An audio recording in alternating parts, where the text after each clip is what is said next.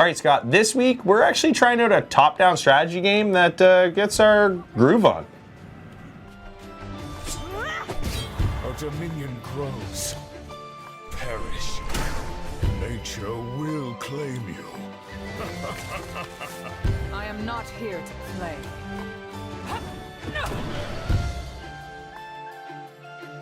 None shall fall while I still stand. Fight me! So this week, we're jumping into Wargrove Double Trouble, turn-based top-down tactics strategy style game. You know, Final Fantasy Tactics, Advanced Wars, that kind of thing. We've done a couple of these games now, actually, and you know what? I'm kind of glad we've gotten a few of these now because now I'm starting to see the differences in them because it wasn't a genre I was necessarily really familiar with before we started doing this show. But for me, I'm really loving this genre, and this one in particular kind of caught me right off the beginning because it's a lot of fun and I love the pixelated style. Yeah, it looks kind of like a Game Boy Advance game or like an early DS kind of look to it. I played a game similar to this way back when. It was called Age of Empires, Age of Kings. That was the one, yeah. So it was similar to a tactics, so I already knew what I was doing when I got into this. But what I do like about this game that's not in any of those other ones is the weird, crazy anime style to it. Yeah. As soon as you start that game up, it hits you with cutscenes. Yeah, the cutscenes are so good, and the music behind it it's like it's something out of an anime. They could have made a series out of this, and maybe it exists somewhere, but the game is also really cool. You get past the stylized part of it, and you move your kind of units around. You can build units in the map, and your goal is to either kill the enemy commander or their building. And that's basically what gets you through each scenario.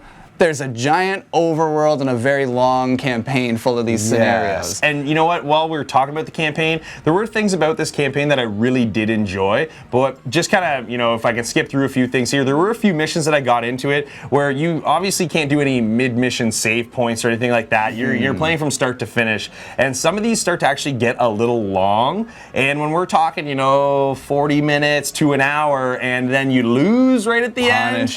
Man, that's really hard to deal with, but there is something about this game that makes me want to just go, okay, let me try it again. I made these 3 moves, and you know what? That's where I got screwed, right? And you know what? This game, it is a chess game. We play on that chessboard style, and every move matters. And if you make a wrong move, you're getting punished for it. Oh, absolutely. There's a bunch of different character types or unit types, and you want to take into account the terrain on the ground as well. All of this factors into like big number games that are going on and behind the scenes, and you're going to lose a lot of the time if you don't know what you're doing in one of these scenarios. Yeah, very trial and error at the start of this one. The formations and what characters you choose to fight different characters really matters. But the depth behind that game and the difficulty is also what keeps you playing further on down the chain. Now, when you get to the end of the campaign, there's still a lot of content to this game. More than I expected. A lot more than I expected. There's a campaign creator tool and a skirmish mode and a tool to create your own skirmishes to send online. Yep. And you can check out multiplayer online. It's fantastic. Now, I found it hard to find an actual game to jump into somebody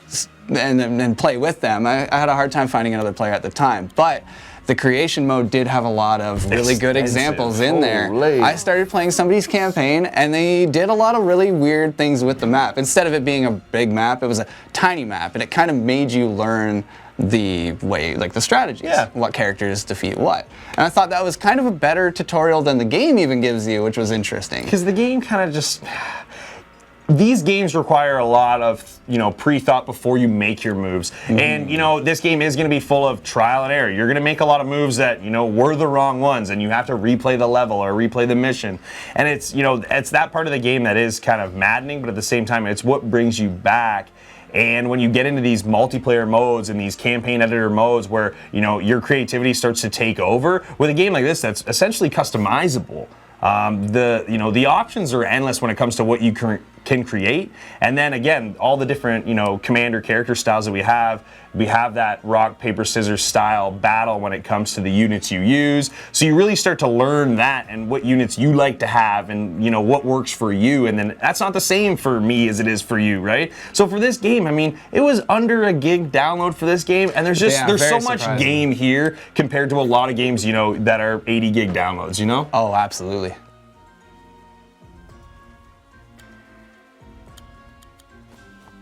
You know what, Scott? This game's got some pretty cool multiplayer aspects to it, something that I didn't quite expect. So we've got local and online multiplayer, and the one thing I like about the online multiplayer is you can play on all these custom maps that people create. You play with your friends, and every match is different. But what I do like, because this is a turn-based game, and sometimes these games take time, especially when you're playing with other people, right? And they take their time to take their turn, and I take my time, and before you know it, you're hours into a game, and maybe not much has happened. So the nice thing is they do asymmetrical turns online, which actually allows you to do your turn. You can close the game and then come back when it's your turn again and actually proceed. So you don't always have to necessarily be in the game to keep playing.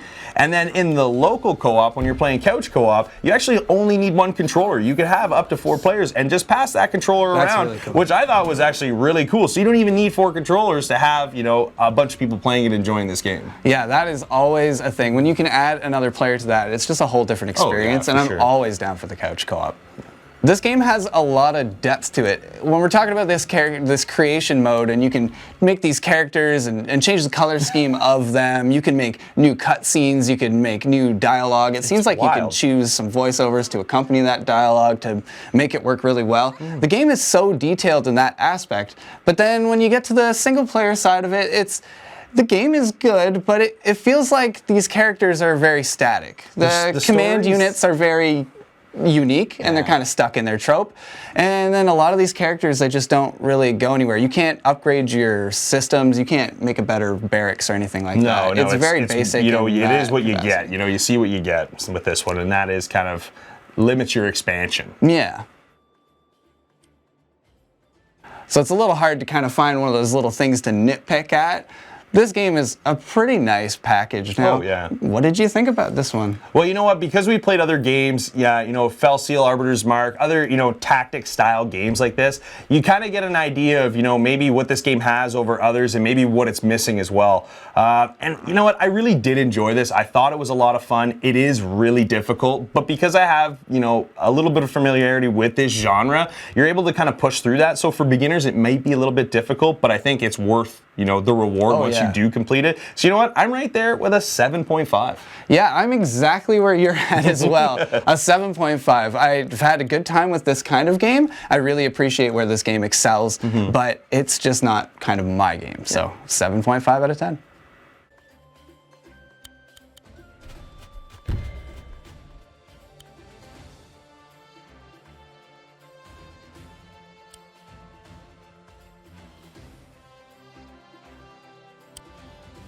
If you enjoyed Final Fantasy Tactics or Advance Wars, you'll love Wargrove. The difficulty level ramps up quickly, but the challenge is what keeps you coming back. The extensive multiplayer modes and fun map and campaign editor was a really nice addition in this one.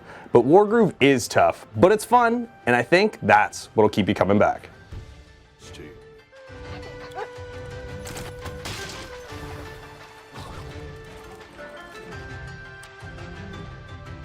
If you enjoyed this video, don't forget to like, share, and subscribe. And don't forget to hit that notification bell so you don't miss any of our upcoming videos.